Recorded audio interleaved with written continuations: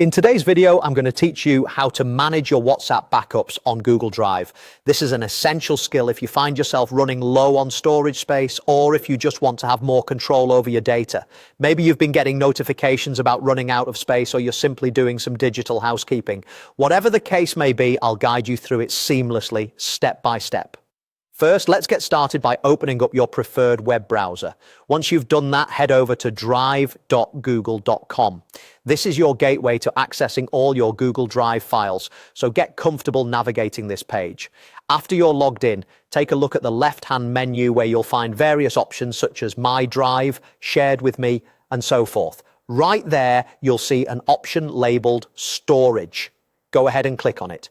This is where all the stored files that are taking up space are listed, giving you a comprehensive view of how your storage is being used. Now, as you move your eyes to the upper right-hand corner of your screen, you'll spot a section labeled Backups.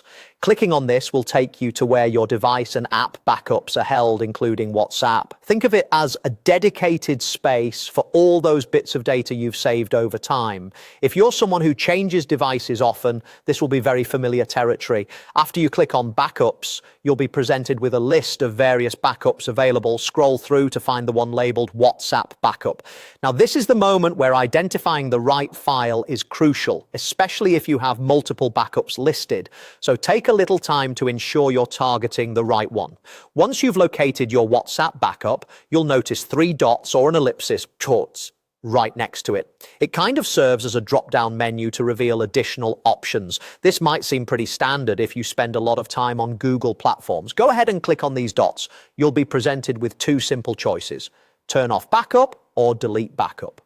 Turning off the backup is a good option if you just want to pause future backups without losing the current data you have on file. On the other hand, if you're sure you no longer need this backup data and want to free up some space, selecting delete backup will eradicate the file entirely.